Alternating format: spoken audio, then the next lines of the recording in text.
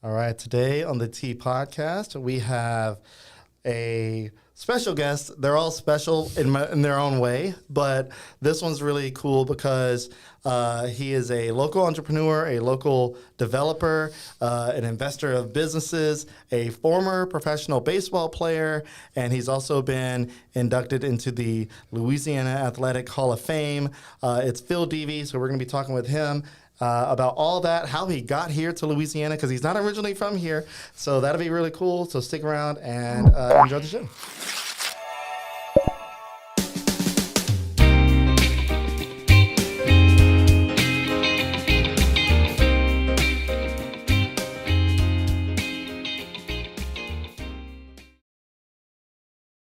All right, so get the split screen set up and we're good. So let me go ahead and tell you about our presenting sponsor real quick, and then we'll get the show on the roll here. I think either way, our presenting sponsor is Chase Group Construction. They take the lead and become your one point of contact for the entire design build process. So if you're looking to build a business, whether it be from the ground up or to renovate a space, check them out. They're local. They have a great diverse portfolio of projects from medical centers to popular restaurants and multi-unit shopping centers. ChaseGroupConstruction.com. Check them out. And let's get on with the show. So, Phil Devey, welcome to the T Podcast. All right. Thanks for having me. You're welcome, man. Thanks for coming on.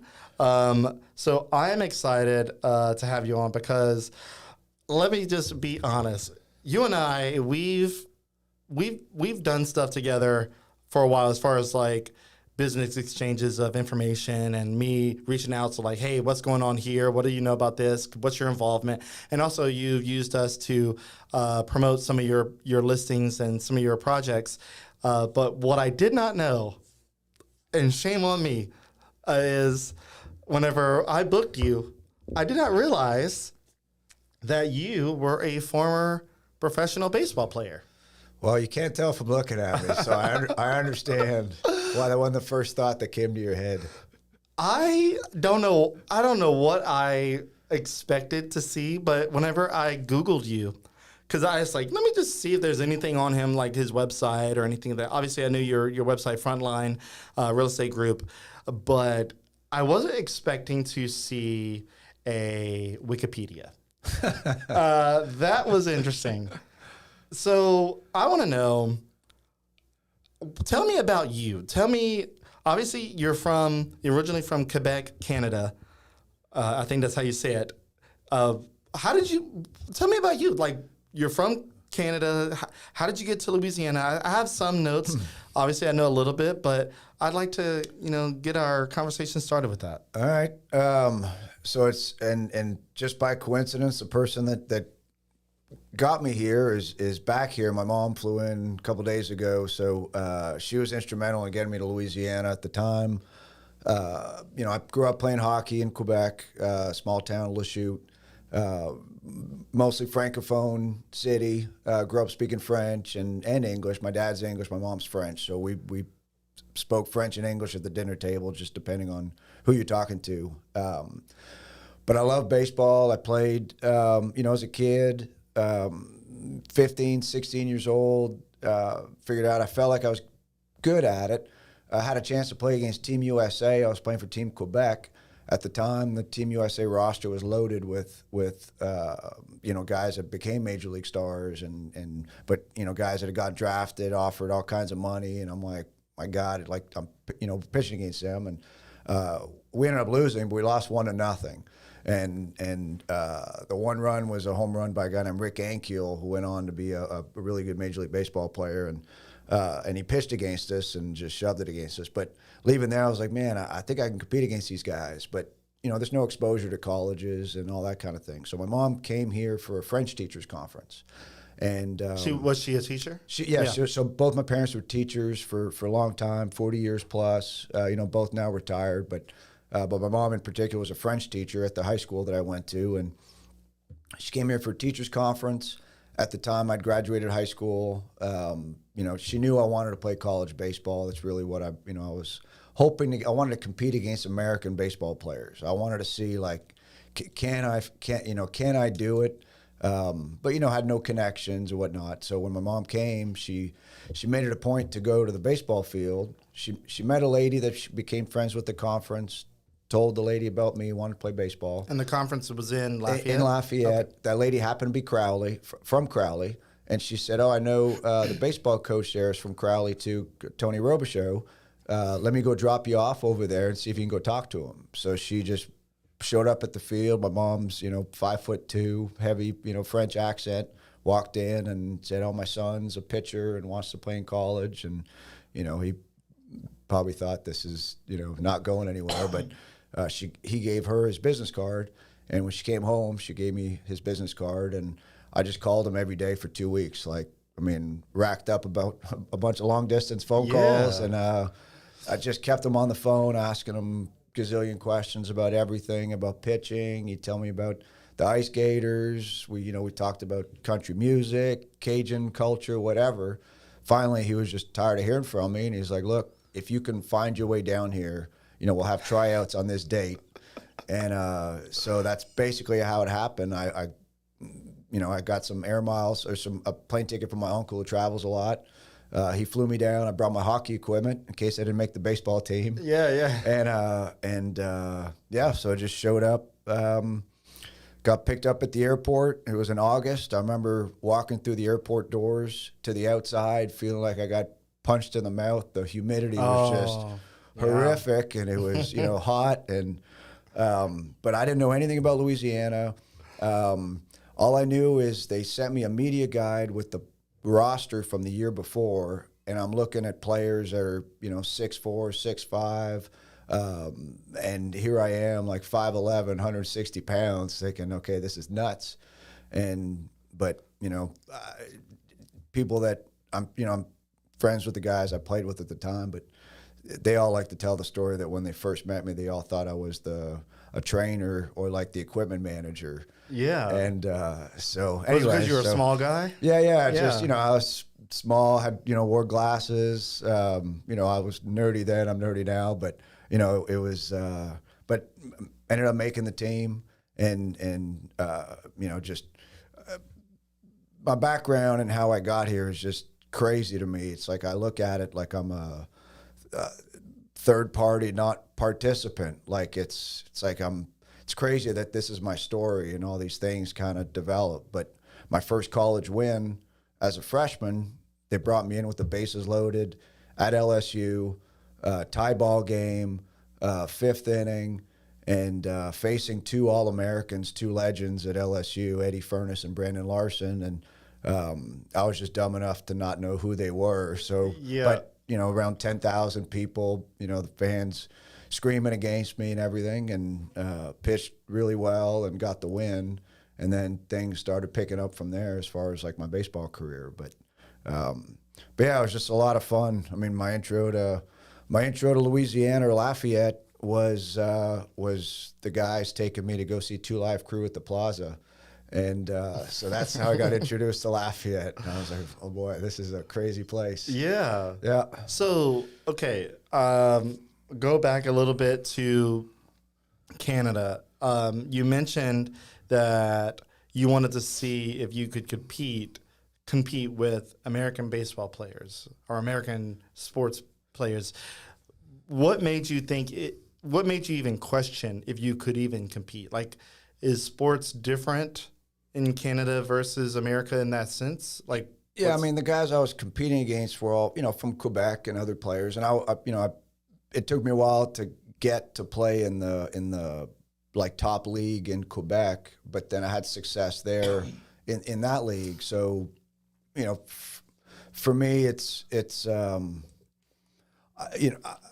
kind of figured out about myself. I never want to live with regret. So the question of like, what if, or if I could have done something, I don't know if I have an inherent fear of being in my 80s and looking back at my life saying, man, I wish I would have done these things. Yeah. So I think everybody who strives to be something probably has that fear. Yeah. So, and maybe mine was, I don't know, stronger than most, but that's part of what compelled me to say, I need to see if I can.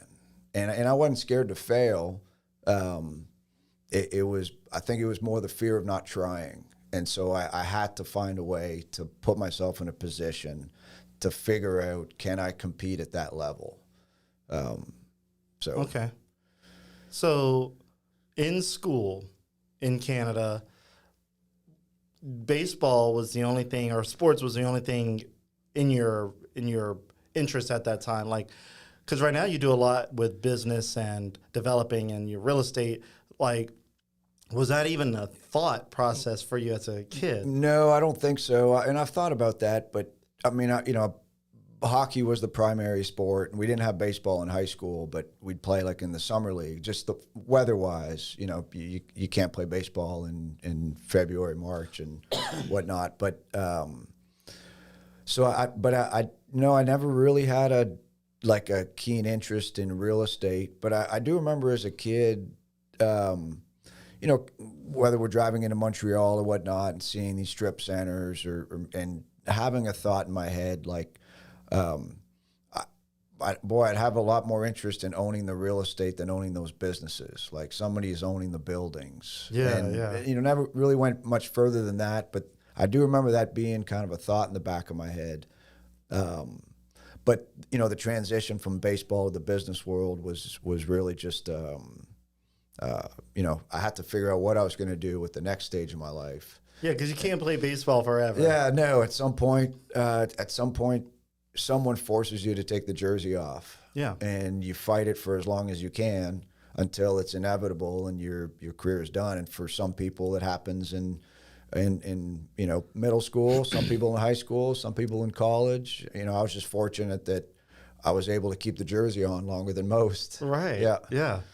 Okay, so you started off as a walk-on pitcher for UL Lafayette. And so I have right here, you were also, you earned the Cape Cod Baseball League's Outstanding Pitcher Award in 1998. Is that true? I'm just testing your research skills. So yes, that is true. So good job. That is a fact. That was great. That was a summer league. In fact, I think there's a movie that was based around the Cape Cod League. I don't remember the name of it, but I got to play with a bunch of great players, against a bunch of great players, a bunch of guys that went on to play in the major leagues. The team I was on, our three main starters were myself, a guy named Ben Sheets, who was a Major League Baseball All-Star, and then Barry Zito, who also, I think, actually won a Cy Young. I think he did, but I know he was a Major League All-Star also. And I ended up being the pitcher of the year that year in the Cape. Nice. Which I guess honestly further grew my confidence of, I can really compete, and it was a great experience. So everything that was offered to me through baseball were just amazing experiences that I would never have thought for a kid, for me from Lachute, Quebec, to have the opportunity to travel the country, even travel the world. I mean, I've played with the Canadian national team, and in 2004, I got to play in the Olympics. So no way as a kid did I ever think that was humanly possible. Yeah. And it really was just from starting things off with, I need to see if I needed to challenge myself. It was really what it was. Okay, I've done well in this area. I need to challenge myself and grow and let me go to the next level, and then the next level, and then the next level. And, for me, I never made it to the major leagues. And just the circumstances never worked out. It didn't work out for me to get to the major leagues, but, I got real close as far as playing in AAA. But I have no regret over any of it. I sincerely feel like I gave it everything I could to get to that level, and it didn't work out, but that's okay. It's built a lot of things in me, and it's given me all that I could ever want or ask in terms of the experiences, the friendships, the learning, the experiences, the things that I'm taking with me to the grave and even beyond, because it's things that I'm infiltrating to my own kids and my own circle. So, Yeah, it's only because I tried. You know, it's really only because I tried and I pushed myself. Yeah. So you mentioned that you never played for the major leagues. So I guess I have a genuine question now. I'm a little confused. So you were drafted into the Los Angeles Dodgers back in 1999, from what it looks like, and is that not a major league team? Yeah. So when you get drafted, you're drafted by a major league team. Let's say it's like you're playing junior varsity, and the major league team is a varsity team. When you get a paycheck, it's coming from the major league team. Okay. So you have which is the minor league. So it's called the minor leagues. Like you have different divisions in the minor leagues. So man, I'm really schooling you now. Yeah, Holy cow! All right, a lot. So you have like a ball rookie league, A ball league, double A league, triple A league, and then the major leagues. So let's say you're Alex Rodriguez and you're a shortstop with the New York Yankees. Well, never mind. He's not the shortstop. Derek Jeter. So you're Derek Jeter. You're a shortstop for the Yankees.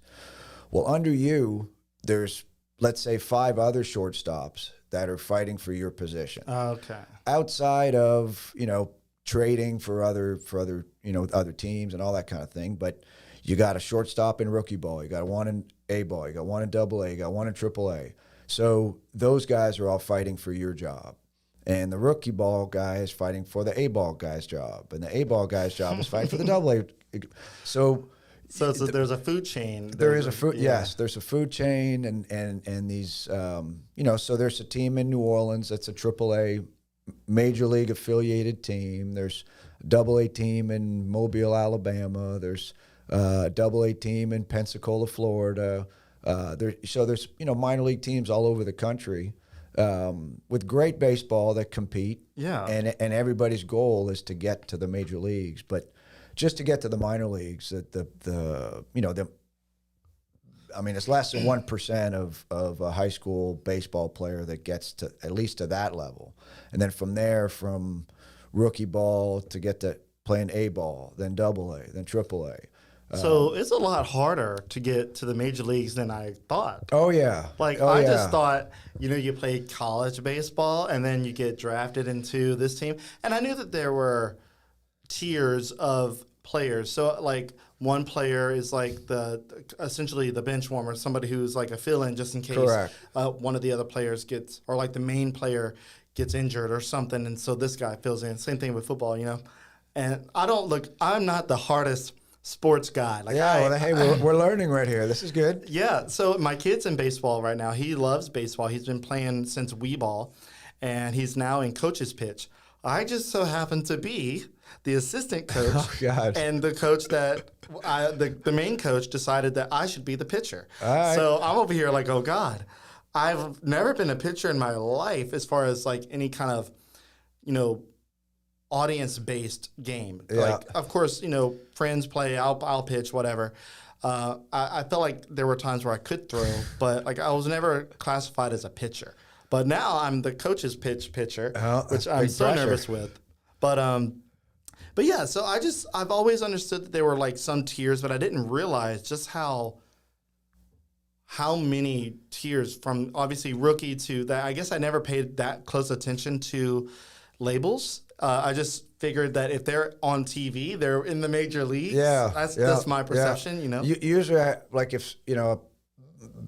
if there's times where someone might introduce me or say, hey, he played in the major leagues, so I usually will correct them like, I didn't play in the major leagues, but I played in the minor leagues, and I played for 7 years. So yeah, have you ever seen the movie Bull Durham? No. All right, well then, there's your homework assignment. Okay, watch Bull Durham. I could probably name a few other that are like baseball movies related to life in the minor leagues. Okay. But it's a long bus rides and you're in random towns and all across the country. It's great. But after 7 years, it starts to get long. You know what I mean? Yeah. Honestly, for me, I love playing in college because I love the man that I played for, and I loved my teammates, and that drove me to like be better. That made me feel like I was King Kong on the mound because I had all this support around me. And in the minor leagues, you're really competing against your own teammates because everybody's fighting for that job. Feels so weird. Yeah, and so, and it was great for the first 3-4 years, but then it just started getting a little, just mentally it was tough. My enjoyment of the game was just kind of waning over the years. And it started feeling a little bit more like a profession. There was less satisfaction out of it. So I knew my time was coming, just in my own mind of like, man, do I want to keep doing this? Like, if I'm not enjoying it as much, what am I doing it for? So, yeah, my attention just started turning into, okay, what else do I want to do with my life at this point? Because this isn't really doing it for me anymore. So. Yeah, that's crazy, man. We got a comment that came through. Actually, somebody who I just had on the podcast last week, the Cajun Critic. He says, "I tried to play baseball once. I got hit once and said, nah, I'm good." Look, I don't blame you for that. I played. I don't know what you call it. I guess little league, like the small town baseball teams. Kind of recreational baseball when I was littler, like probably 13, 14-ish. And we were the White Sox. That's not relevant to the story, but we just were. I thought it was cool that I had the black uniform with the knockoff White Sox logo in the hat, Technically, that's all copyright infringement, but, people don't say anything typically to recreational leagues like that. But yeah, I remember getting hit several times, and not because I couldn't catch, but because the way the field was positioned, the sun was in the right spot of the sky where the ball was a pop fly, and I could not see this ball to save my life, and my eyes are super sensitive to the brightness of the sky. Yeah. It could be a cloudy day, and if there's certain brightness, I have to wear my sunglasses. I have sunglasses almost all the time, and yeah, it just whacked me right in the face. I said, I don't know. I don't know if this is meant for me. I think growing up playing hockey probably prepared me for whatever injuries would come with baseball. I'm sure. I've had some injuries in baseball, which may not be worth the discussions, but I guess the message for the kids would be when you're pitching, think about wearing a jock strap, because I didn't, and I've been crushed a couple of times where I had to go to the hospital, and it was not fun.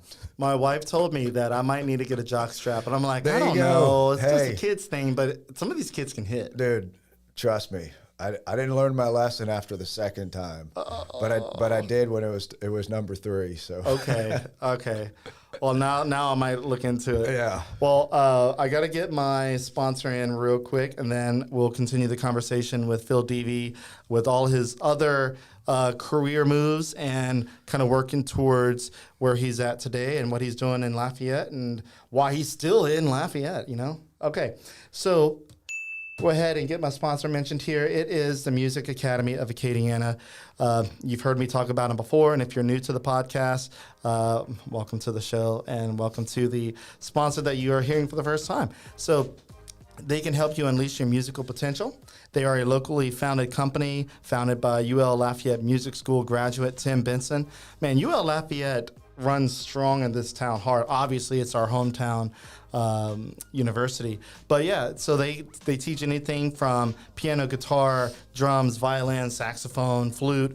They can help you improve your voice. They can help you help you learn audio production. So if you're looking to build a career maybe in that, you can really make that work out. They have tons of instructors, lots of students, like over 500 students in and out each month. So it's a really well-known school, tons of accolades. I won't bore you with all of that, but it's a really great company. Like I said, locally founded.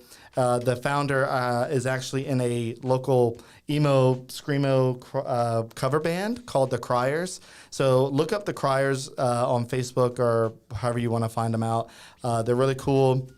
So it's good to see that the founder's using his school also as a way to promote the cover band, which they sound exactly like all the music you remember from the early 2000s. So if you're in that vein of music, check them out. But their website is musicacademyacadiana.com. Check them out. You can Google them. Great school. Nothing bad to say about them. So yeah, and they're sponsors. So I can't say Better anything not. bad about them. Better Why not. would I? But anyway, yeah, check them out. We appreciate our sponsors. All right, and so had a couple more comments come through. Somebody, the Cajun critic said, if I tried to swing a bat now, I'd probably throw my back out. Yeah, I'm with you on that one. So continuing with your careers here, so some of the other things, okay, so your professional career, of course, included Los Angeles Dodgers. You also played a AA affiliates like the Seattle, I think Mariners is how you pronounce it. Is that right? Yep. Very Yeah. good. Okay. Because it looks like it could be Mariners, you know, but Boston Red Sox and Philadelphia Phillies, and also you had, of course, your international career. You mentioned the Olympics earlier, so you played Team Acadiana, Team Canada. Look, they're close, real close. Yeah, Team Canada in 2004 in the Summer Olympics. I want to learn a little bit more about the Summer Olympics things. How, like, you came to Louisiana, I guess in the early 2000s, late 90s, early 2000s. You were going to school here. Did you finish school here? And why are you playing on Team Canada in 2004 on the Summer Olympics? What's that timeline look like? So yes, I graduated in '99. So I was actually a junior when I graduated. Okay. So I was I could have stayed for the 2000 season as my senior year, but I left as a junior, which I'd say to regret. I mean, things work out the way they do, but I left in '99. 2000 would have been my senior year, and the baseball team went to Omaha, went to the College World Series in 2000. So Yeah, good. I like to say they needed me to leave in order to make it to the World Series. But in the Olympics, in baseball, you're allowed to use professional players in the Olympics, but they can't be on the active major league roster to play. So that didn't exist before then, but that rule had changed. I don't know, at some point, maybe in the year 2000 or it would have been before 2004. So, so when the Olympics came around,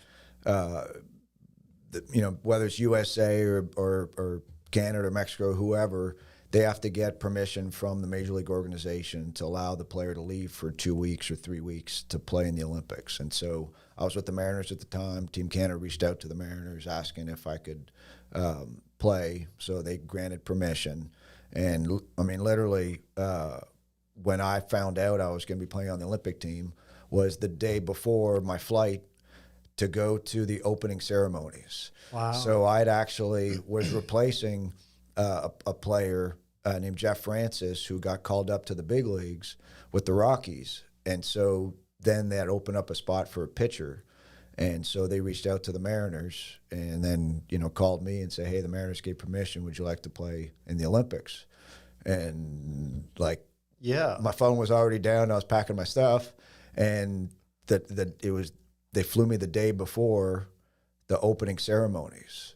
So the very next day after, 2 days after that phone call, I'm literally walking in Athens, Greece, with the whole Canada contingent, walking in, the whole opening ceremonies, the torch lighting.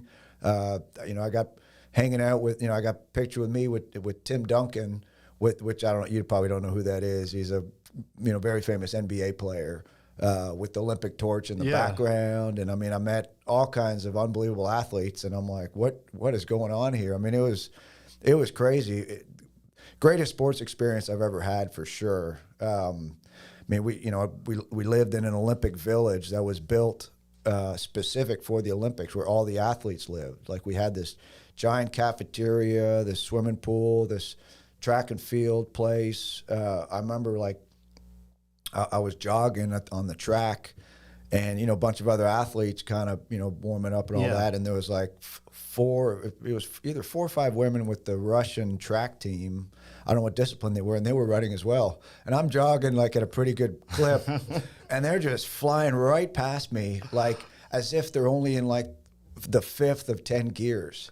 And so I kind of try to speed up just to see if I can catch up. And I mean, they lapped me probably 3 times. Dude. Oh, we'd be at the pool. We're watching swimmers swimming and like, you know, kind of training or practicing. We're just hanging out, you know, BSing with each other and joking around. And but like the sound that they were making, hitting like their arms and legs kicking in the pool, they were like machines. I'd be in the gym working out, and I'm watching like people on the treadmill on levels that I didn't even know existed, and like these girls that were half my size lifting weights like bigger than I can lift. I mean, and I'm sitting here saying, why are you even there? I'm embarrassed to say I'm an Olympic athlete, because like I don't even deserve that title. Like, look at these people around me. It was unreal. Yeah. But we had such a great time, and we competed really well. We ended up in 4th place, which sucks because that's probably the worst place you can finish in the Olympics, because that means you just missed out on the bronze medal. Right, you don't even get on the pedestal at all. Yes, but man, it was so much fun and just amazing experience to be around all that. And the difference between us and a lot of the other disciplines were like they're working really hard to compete in this one event.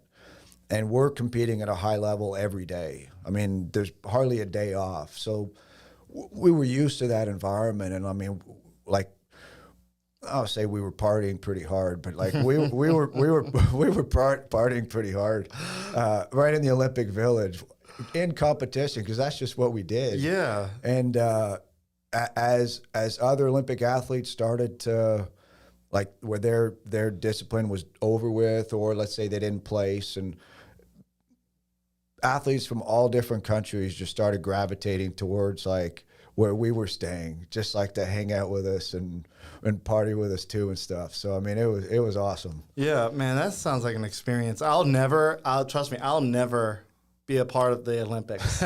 There's no writing about business Olympic team. There's no podcaster Olympics. You know, but I think that's I would have so said cool. the same thing. Trust me, you never know. But like, so how? I guess I'm curious. Typically, does a person know that they're going to be going to the Olympics pretty early? It seems like you found out like. Yeah, I found out because I was a replacement. I was a replacement for someone else. Yeah, okay. And what was pretty cool was we had a game against Team Australia where we needed to win in order to get into the medal rounds. And I don't know why the circumstances were that I started the game. So I was pitched. So they asked me to pitch that game, and it was a pretty important game. And it was on a Sunday, and it was aired nationally in Canada.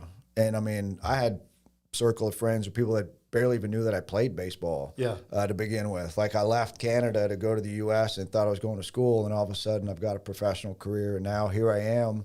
So everybody was watching the game. And I mean, you know, I'm sure my parents were watching, my, you know, family members. So everybody's nervous. I'm nervous. And I had a great game and ended up getting the win.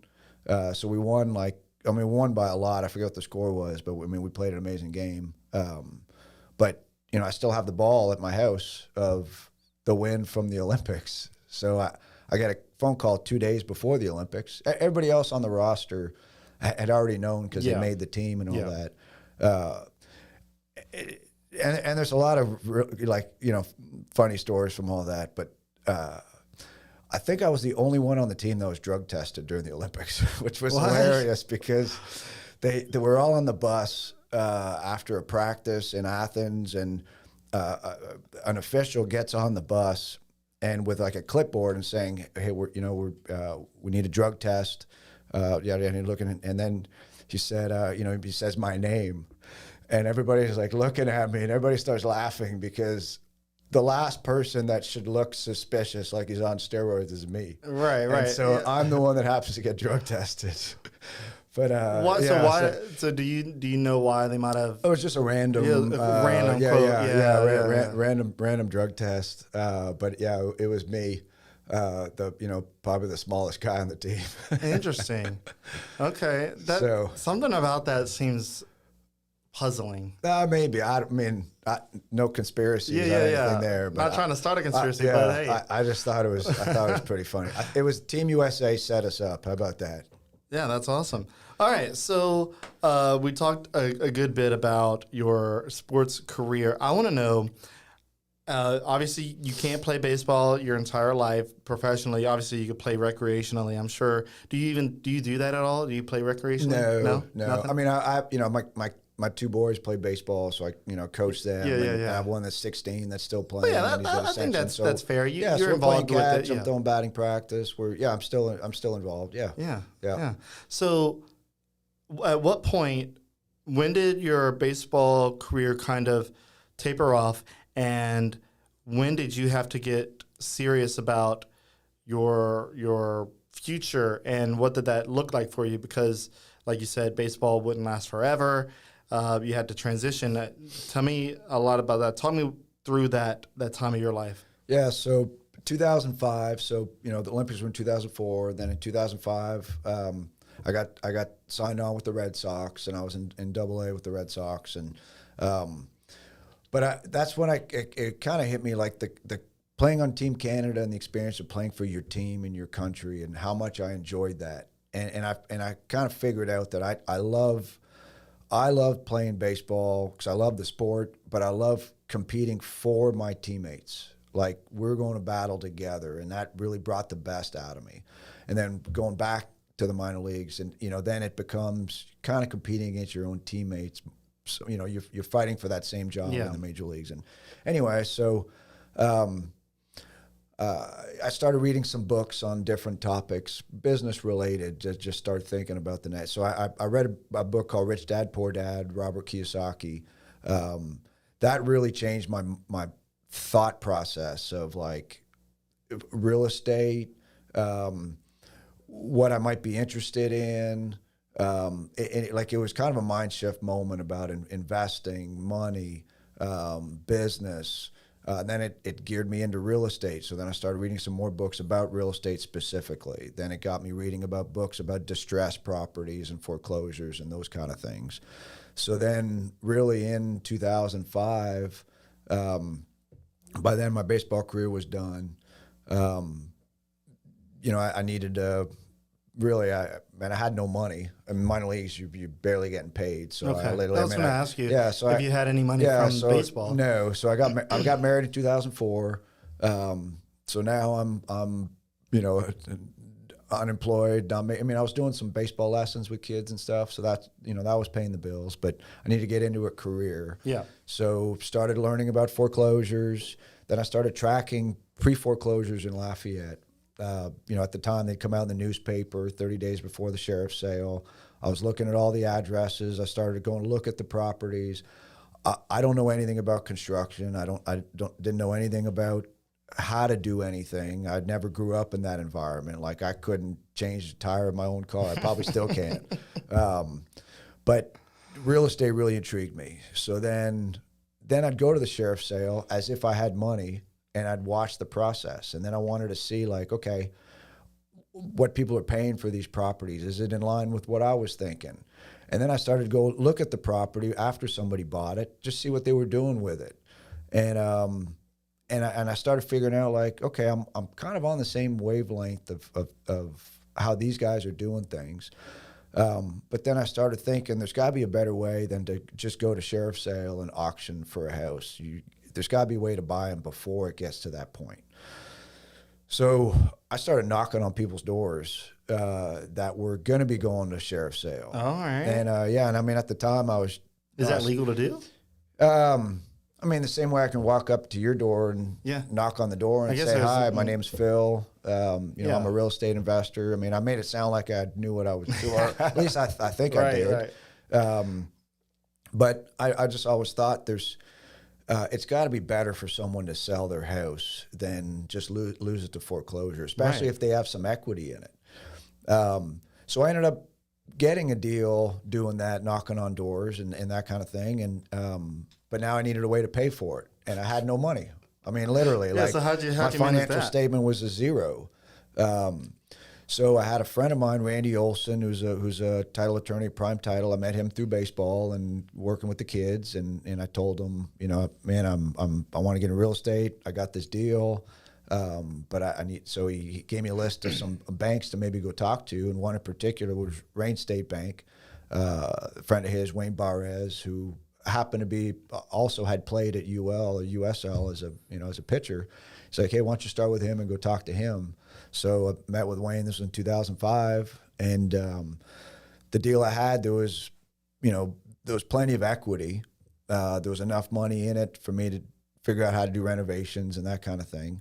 So he agreed to finance it because the bank was in good position, and that was my first one, and it managed to work out. I don't know how, because again, through the renovations of it, I don't know what I'm doing. Yeah. But I'm hiring people to do different things, and I have no idea whether they're doing it right or doing it wrong, but I'm figuring it out.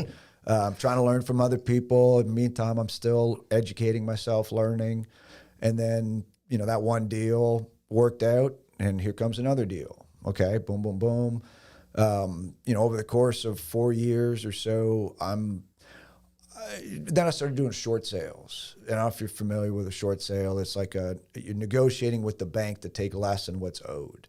And before, it wasn't a term, but I knew, so if the person didn't have equity, it's got to be better for the homeowner and for the bank to be able to sell it now than let it go to foreclosure. Then the bank stuck with it as an asset as a liability on their books. And so it started figuring out how to negotiate with a bank to take less than what's owed, but allow the debtor, the owner, to be able to be dismissed of the debt or the deficiency balance, and kind of figured the traps of that and worked all that out. And after 4 years or so of doing that, I thought or felt like there was probably not a distressed property in Lafayette Parish that I did not know about. If it made it to sheriff's sale, it's because I've already passed it up for whatever reason. Like, I knew everything about it. Wow. I knew the owner. I knew how much they owed. I knew what it was worth. I learned ways to gather all this information, learning things through the courthouse process and different things, learning how to find people. An abandoned house. I've found people from, I could tell stories for days of like the different deals that were done. I had a deal where I had to put a deal together, and then I go to the house, and there's cops canvassing the neighborhood looking for the guy that I was buying the property from because he was out for attempted manslaughter. Wow. I bought a house from a lady that when we were going to go to closing, Randy Olson, the title attorney, calls me to say, man, come to find out she was married at the time. You're going to need the husband's signature. Well, I got to find out about the husband. The husband's in jail for trying to hire a hitman to kill his wife. Awesome. So then I find out the guy's in a federal pen in Breaux Bridge.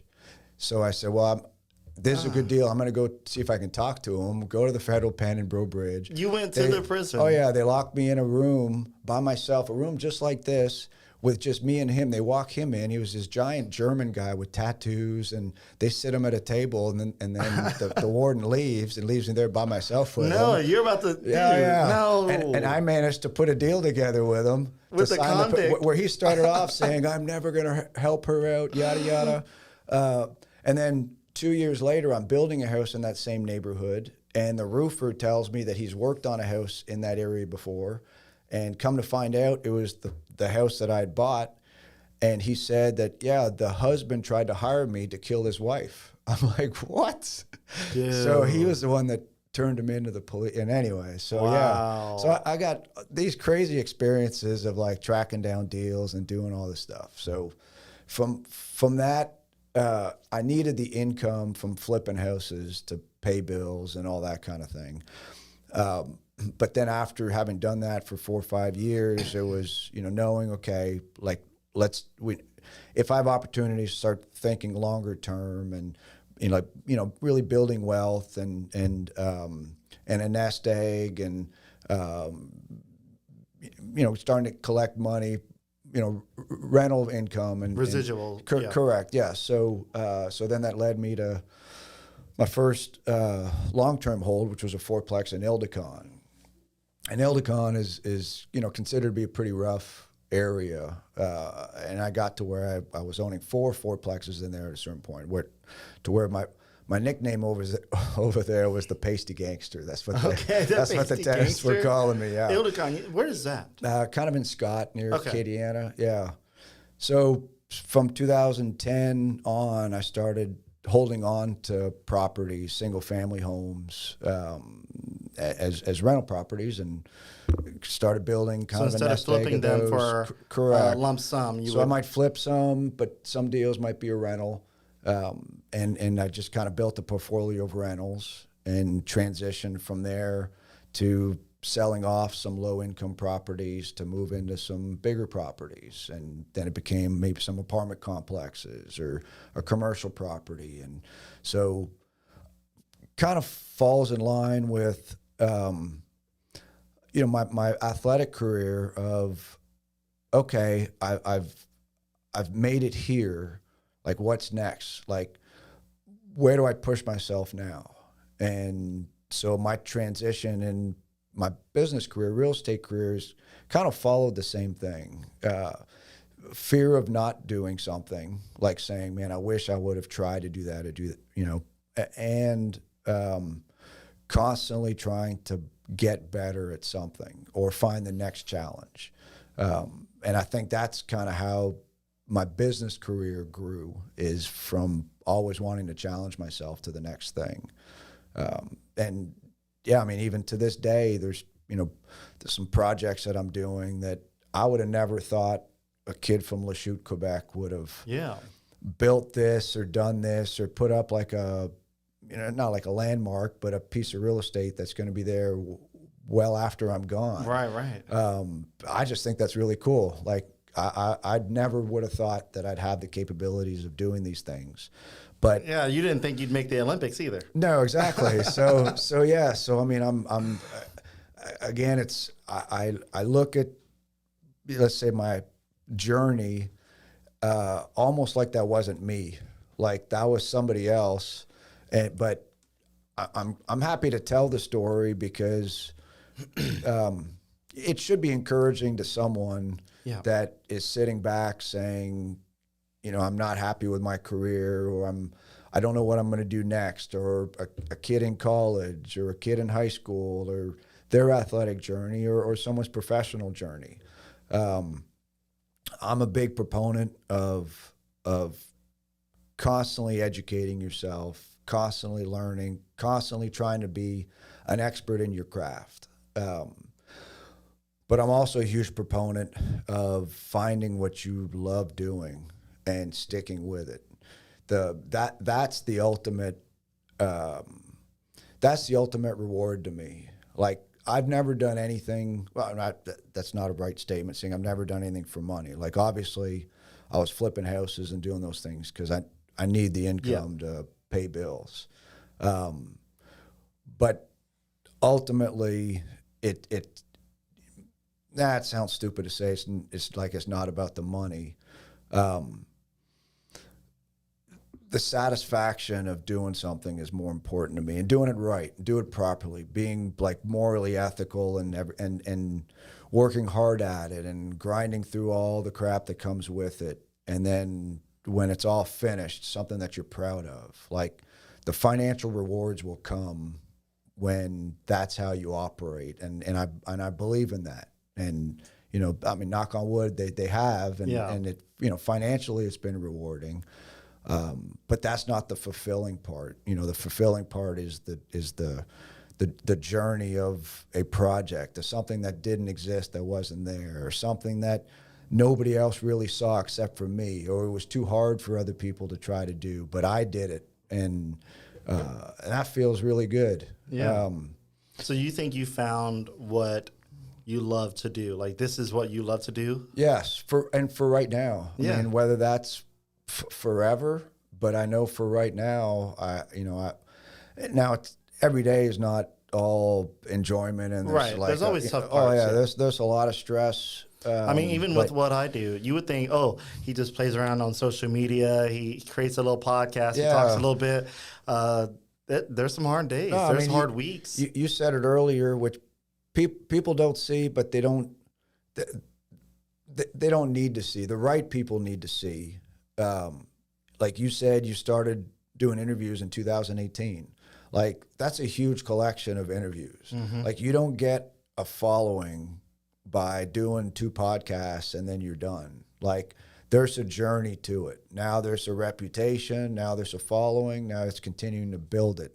Like, if you stopped right now, all the momentum's going to be gone soon enough. So you got to keep grinding through, like, who am I going to interview? What's the technology for it? How do I grow the views? I mean, you know, everybody wants to be a podcaster and everybody wants to be an influencer and all that of, you know, today's generation. But everybody, you ask 99.9% of successful influencers or podcasters how they started, and none of them will say, "Oh, I just picked up a microphone and I had 1 million hits." Yeah, like, it doesn't happen. Oh no, it's a grind. Yeah, but 90% of people will believe it's like a lotto ticket, but there's 10% of people out there that need to know what it takes to be successful at what you want to do, because that should at least prepare them for what they're up against. Yeah. And if they're willing to take that challenge, like, the reward is there. It's not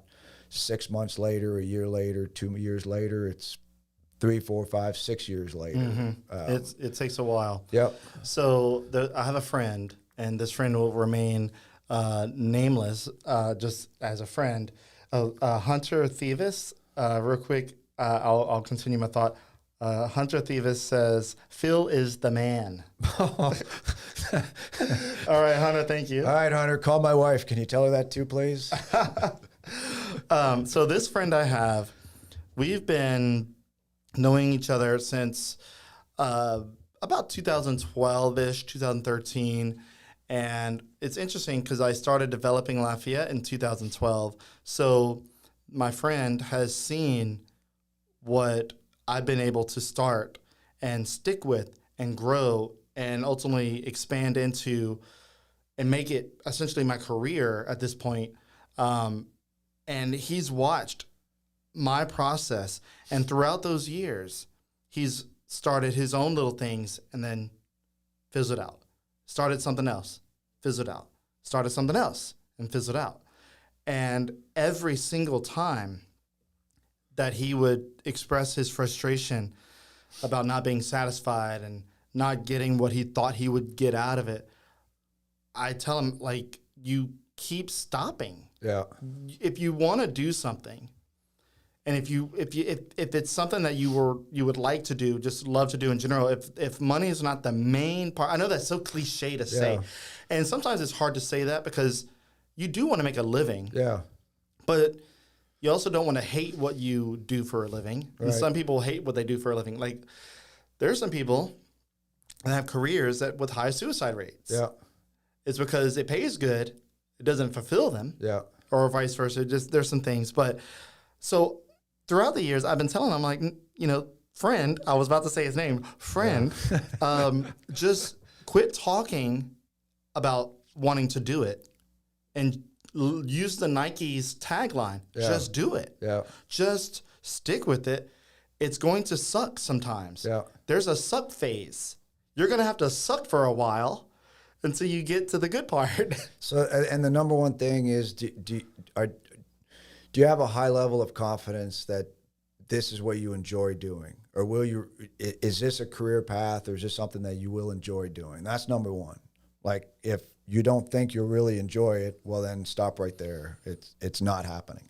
But if you think you're going to enjoy it, I mean, and I go through, like, sports thoughts or sports analogies or things my coaches have said. And there's one that always talked about pumping the pump. Pump the pump. That's what he used to say, which is basically you're at a water well. And when you're pumping the well, you keep pumping. You keep pumping. Nothing's coming out. Nothing's happening. And nothing's happening. And actually, the story is he'd tell a story about a little boy and his family, and the family telling him to go out and get the water, and he'd pump the pump, and then no water would come out, and he'd go back in and say, man, there was no water. Okay, try again tomorrow. Well, he'd try back, pump the pump, nothing would happen. And then next thing you know, his whole family died. And little did he know that he was one pump away from the water spilling out. And once the water starts spilling out, Yeah. it's so much easier. Now you've primed it. Now you just got to go one pump and it's Dude. there. So you just got to get to that moment. As soon as you let it go, all that priming, all that effort is right back down to zero. Oh, God. You know what's crazy is that right there, that little nugget of don't let it go is something that I personally need to hear because things get tough. Yeah. There are times where you just, you're like, think that, is this the day that I just like decide to quit? Yeah. And I'll be honest, there's been many, many times where I thought, I'm done. I'm done with doing this. Not that I hate doing it. I love doing it, but there's stress that comes with it. There's, of course, being such a prominent page in the community and the following that we've been able to build up. There's people that say things. There's some things that happen. And of course, now that, business partners are involved, there's things that happen with that sometimes. And it just really, it's almost like grinding against sandpaper. Yeah. And it hurts. And you just want to get off of that sandpaper belt. Like, let me get off of this ride. And then there's times where you just have to remember that the good times, the fun parts usually outweigh the hard parts, at least for me. And I have to remember that. So that part about don't let it go. Once it's flowing, it flows in as long as you stay with it, because that's hard. Yeah. It's hard to stick with it sometimes. Yeah. But success doesn't come easy. Anything fulfilling doesn't come easy. There's, I tell my kids, and I've told other kids just from coaching, usually the right decision is the hardest path to take. You've got two forks on the road. You go left, it's the easy route.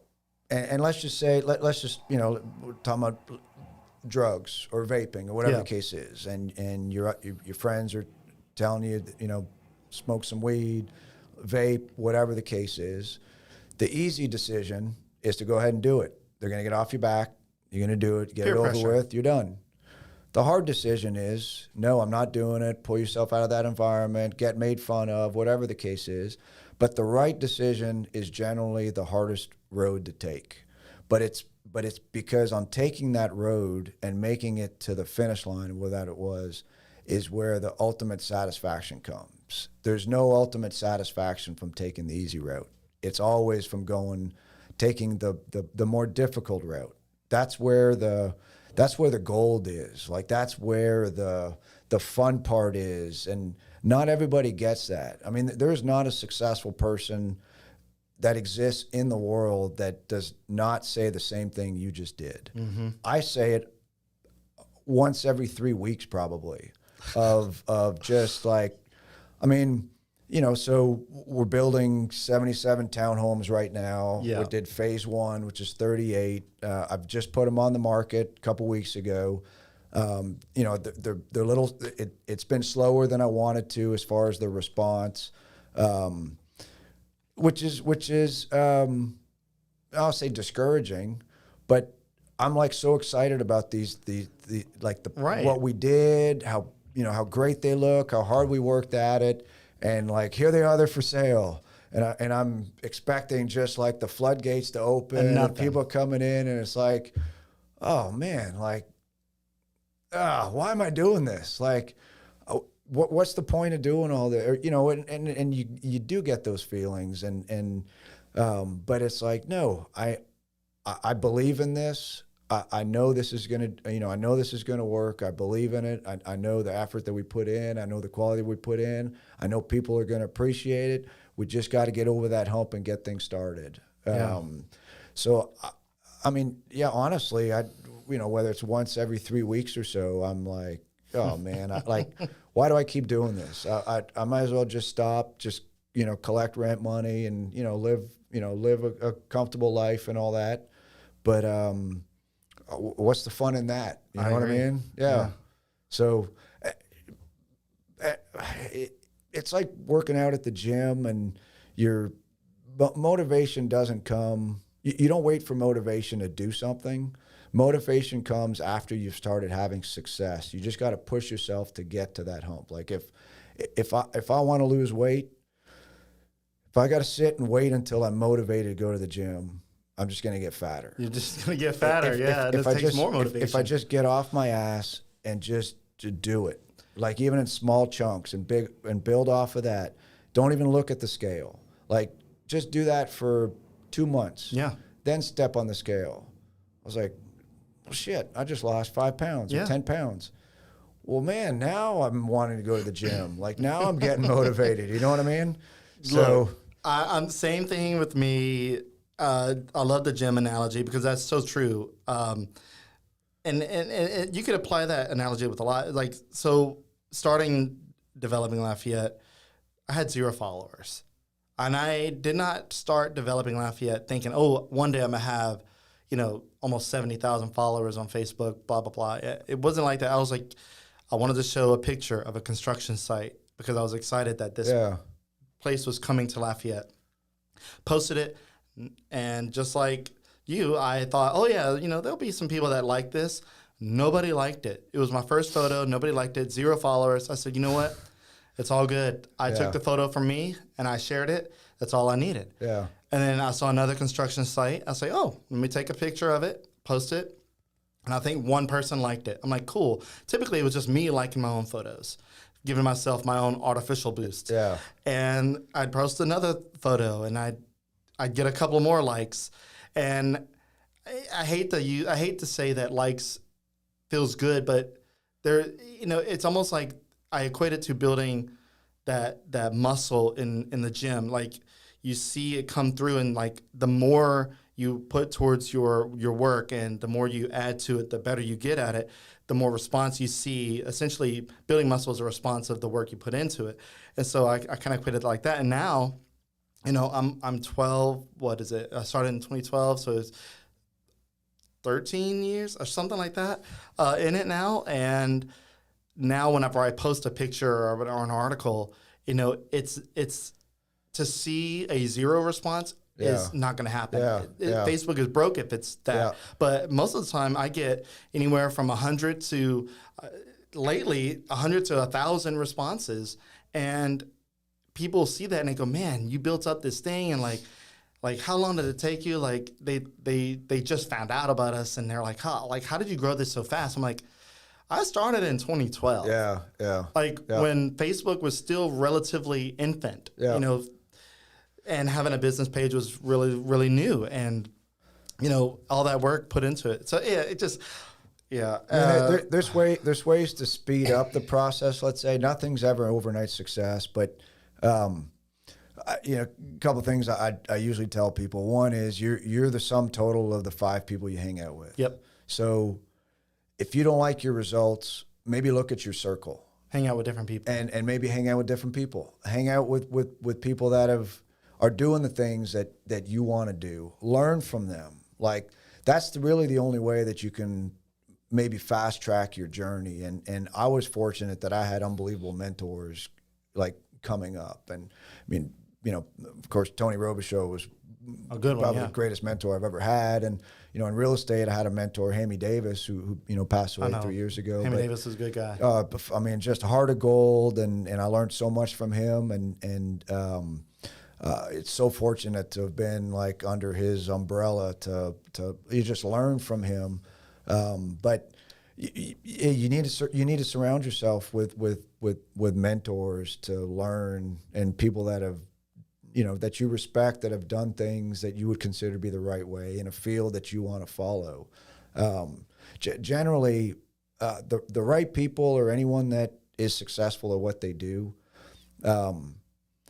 they're successful because they learned from someone else. Yeah. And they might be at a period where they want to give back, or they're ready to open up to the some young blood or someone else that's up and coming because they see themselves in that person.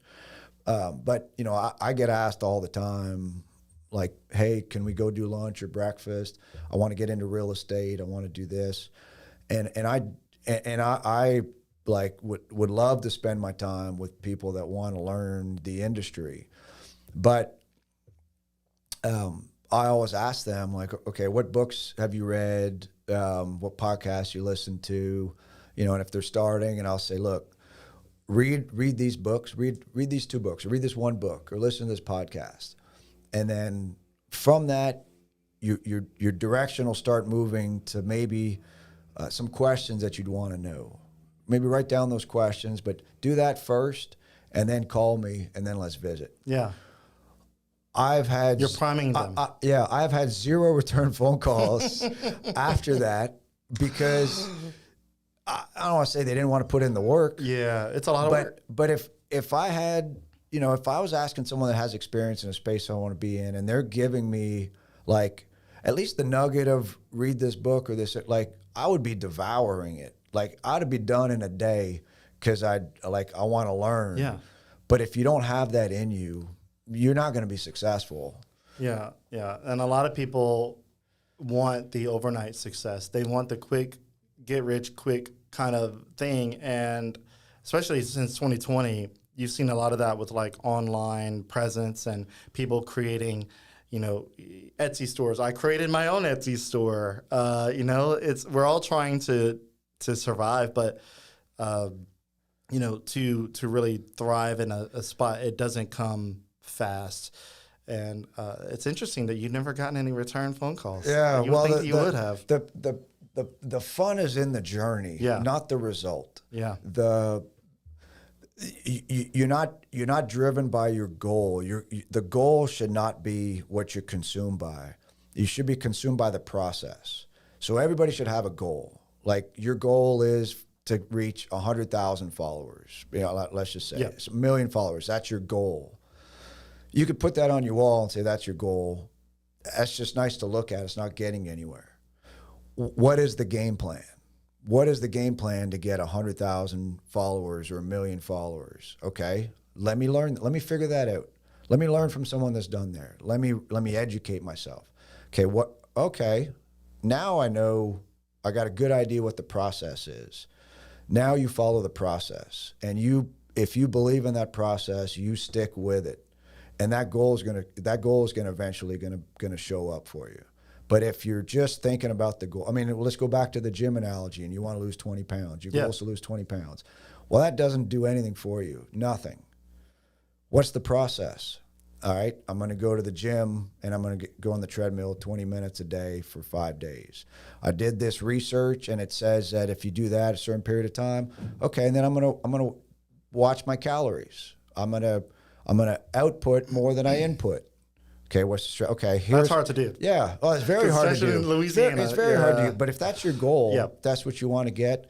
Here's the process, and that's true for everything. Anything you want to accomplish. Anybody that's owns a business that is in a profession and they want to get to a certain level, they're looking to do something. The process is the secret sauce, not creating the goal. And if you have mentors, and in fact, I had breakfast a couple days ago with a great friend of mine. We played baseball together. His name's Rick Heidel. So Rick is involved with. It's a book I read called Traction, which is a great book that helps you structure your business. And through that, there's a system called the EOS system, which is the Entrepreneurial Operations System. So he's piggybacked with this group to teach other business owners about the EOS and just how to structure your business where, okay, we know the goal, what is the process? And he's someone that will help you with that process, creating that process.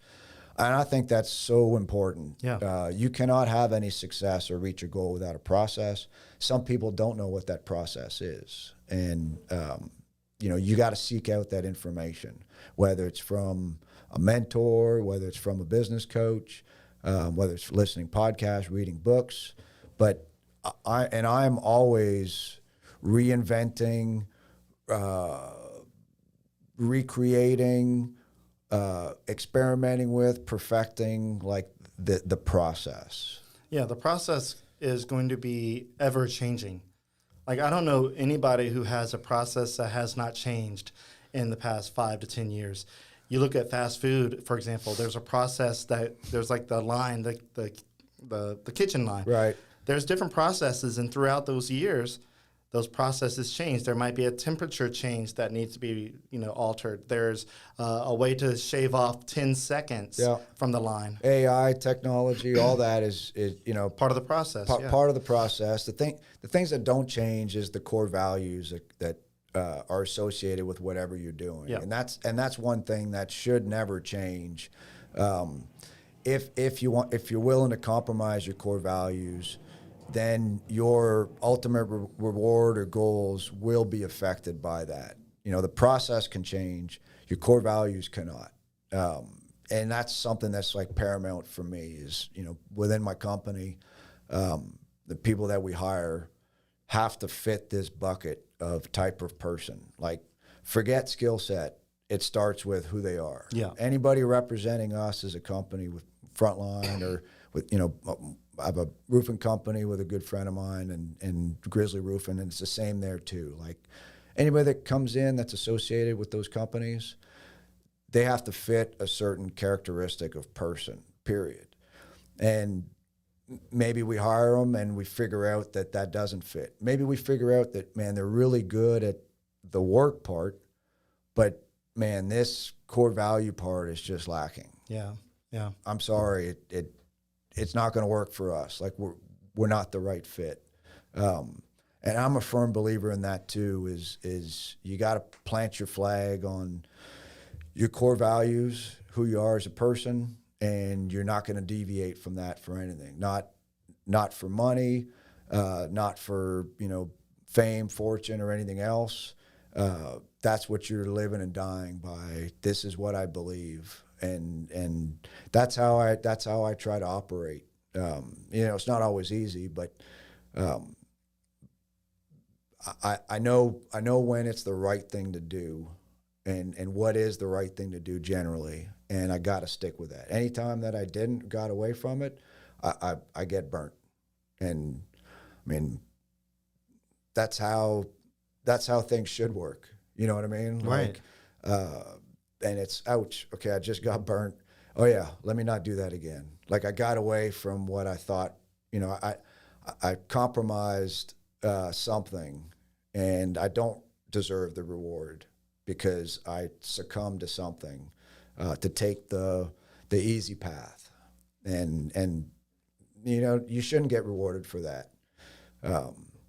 So there's some core values that I set for myself whenever I started developing Lafayette, and I try my best to stick with those. They're I don't want to say they're loose core values, but they are contingent on certain parameters. And I have other core values too that are obviously solid. But like, as far as like the company is like what I put out there as far as content, I have certain qualifications that I say what I would like to put on, because basically what I'm doing is feeding people information. Yeah. And I don't want to be known as that page that's feeding people information that they can't utilize, or if they can't find enjoyment out of or see growth in Lafayette. If that piece of content doesn't do that, I try not to show that unless it's, for example, I'll just go ahead and tell you this. So in the beginning, I told myself, because I was just by myself, that I would not write or post about smoke shops or strip clubs, because I'm a Christian guy. Not to say smoke shops are not Christian. Don't get that twisted.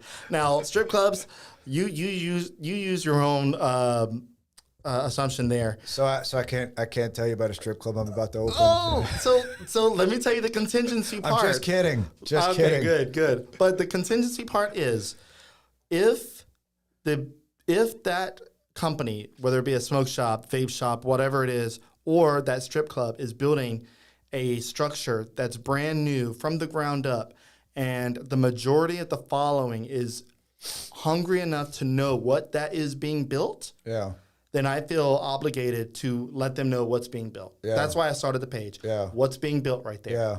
So if it's a standalone spot, brand new construction, I will write about that company. Yeah. And I will be as just about it as I can. For example, Michael's Men's Club. Yeah.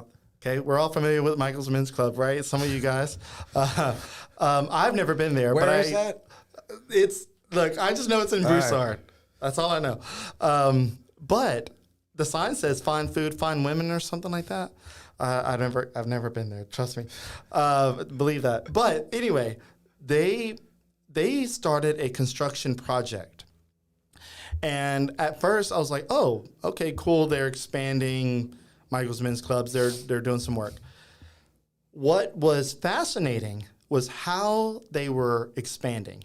Typically, I would not have written about it, but because of the way that they were doing it was mind-blowing. I'm like, they are literally milking every moment of zero downtime they can. Like, so I think I know what you're talking about because I thought it looked like they built around their existing structure. They built a metal structure around their existing in operation structure, and I guess did the facade and everything. And I guess at the last moment that they could possibly wait, demo the other portion and build out the other side because, like, I don't know. I guess it would have been weird if they would have like had a demo of it and people would have been like, "Oh my God, people, they demoed Michael's. What are we gonna do now?" type thing. I don't know what that would have been like. But no, what have you done? What would you have been doing then? That's what you're asking yourself, isn't it? Yeah, right. Boy, what a big reveal right here on this podcast. But I just thought it was a cool thing that they did. Not to promote the strip club, but the fact that the ingenuity behind how they were renovating, and I was like, okay, I will write about it. But I was very cautious on how I wrote about it. I was very short. I said, look, here's some photos. Take this for what you want. Well, another good example. Another good example of that is because you've said it before, and I know you make a point of it, which is to the values. Like, you generally don't put anything out that you haven't really vetted to know like this is happening. And, and in fact, I think I try my best. Yeah, and we talked about that, which I'll give you some breaking news. So we had talked about that on the Denny's deal on Ambassador, where like, okay, the lease hadn't been signed yet, so and you had said like, okay, let's wait until it's like, there's a contract now. Yeah, I like to see tangibles. Yeah, we had talked about it, but you didn't. You weren't going to put it out on Developing Lafayette unless you knew that it was happening. Yeah. So, but now I've been burned a few times of trying to be early. Yeah. And was like, okay, this project never happened. What am I going to do now? Yeah. But people are now still asking me about certain projects that never happened. But you could have put it out just to get the views, get the interest, get the engagement, but you chose not to. So but. Breaking news: Denny's is not coming anymore.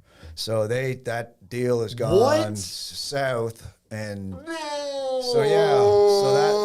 but when I said the 3 weeks once every 3 weeks where I have like that moment of, man, what am I doing? I bet that was one. Yeah, like I put out a big commitment to a project, and of course you got to. The more tenants you have in the deal, the less the risk is. Well, I don't want to get into the as to the why. Wow. But sometimes things happen for a reason. Yeah. I've got I'm negotiating through a letter of intent for someone else to come in that space, which for me is even better than Denny's. It's a better fit. I think I think it's a better tenant, better graded tenant. I think if it does work out, I think a lot of people will be equally and more excited. I'm more excited about it if it does work out. But no Denny's on Ambassador. Okay. So I had to redo some advertising, pulling their logo out of it. In fact, if you drive by the space, you'll see we have the monument signs up with the Jet Coffee and Jersey Mike's, and we have Mimi's Nails, and we just signed another letter of intent with a tenant that I'll let you know about so you can announce. But there's no Denny's sign up there. Man. Yeah, they had put a Denny's sign up. And before they put it up, I said no. I said you can't put that up. You got to take that down. Like, I don't want to mislead anybody. Right. But yeah, man. I'm telling everybody Denny's is coming. But lease is signed. So and it was announced seemingly a done deal. Well, when Elisa signed, it is a done deal. Yeah. So, I mean, now we're going in a different direction. Oh, God. But Okay. But yeah, This is just breaking news. There you go. I wasn't planning on telling you that while we were sitting here, but I told you I didn't want you to tell me what you were going to talk about, the questions you're going to ask. I'm just going to show up and I'm going to sit here and we'll just have a conversation. So there you go. Look, I really appreciate it because let me tell you, I've had a lot of people have been asking me, what's happening with Denny's? When is it opening? And I've been giving them, it looks like maybe another 2 to 3 months. Yeah. Because I really don't know. Yeah, that's what I said. I mean, the building's done. I was ready to turn over the keys for them to start their tenant Is the interior done too? No, it's just a blank. a blank shell. Yeah. But that's the time where the tenant comes in and starts doing their build out, and they just never showed up. So, well, I'm excited to hear what the breaking news. I'm excited to hear what the other tenant would be. Hopefully, we can work that out. Yeah. And if we can't, someone else is going to come along. It's just okay. Now I got to go. I pumped the pump. Yeah. But things work themselves out sometimes. It was discouraging, but we'll see what happens. Yeah, no, I love the way the direction of the conversation went to priming that letdown. But that means that there's something potentially better on the way. Correct. So there's that. Phil, we are at an hour and 20 minutes. Ooh, I know. What's the record? Let's keep going. Dude, I'm just kidding. It's close to 2 hours. So we're not that far away, but all right. And so we did have one more comment that came through in our conversation. It's Tad Quibido. He is the general manager at Jersey Mike's. Oh, awesome. Yeah. Yep. So Jersey Mike's opened Don Johnson, and they're opening soon in the development that you are a part of. So that's really cool. He's a great guy, and he said Phil rocks. Oh, awesome! Yeah. I think I'm looking forward to them opening. I think some coming up soon. I think right beginning of April, from what I understand. Yep, beginning of April. I want to say it was April 1st, which I think any business that opens up on April 1st, like, what are you doing? Yeah, like you're messing with stuff. Yeah, P.F. Chang's opening also on April 1st. Always. Yeah, P.F. Chang's is always opening in Lafayette on April 1st. Well, man, I think that is all I have. Phil, is there anything else that we didn't talk about that you want to mention before we go? I don't want to break the record, so we're I think we're all good. I appreciate you having me. Yeah, man. I appreciate all the good conversation that we had. I know there's probably some things that I skipped over because that's just how conversations roll. But speaking of AI earlier, I do use AI to help me with my research. So I went and scrubbed tons of stuff like the Wikipedia, some articles, and I just plugged them in. I said, give me a summary and break down some bullet points. Really? And it gave me some really cool stuff, and it helped me out. I still have a bunch of other notes, but like I said, conversations lead one way, and I wanted to make sure to work in the earlier career for you in baseball, and then also cover the professional with the development and the businesses that you're a part of. I think that was great content, and I thank you for coming on. Yeah, awesome. Good. Thanks for having me. Well, guys, that is it. You can find the episode on our website. Hopefully, after this weekend, we'll upload it, and it's already live on Facebook and on YouTube. So if you want to watch the video of it, it's there. But the audio version will be uploaded at a later date. But anyway, with that, we'll let you guys go. Phil, have a great weekend, and I look forward to hearing what's coming in the space. Sounds good. All right, that's it, guys. Y'all have a great one.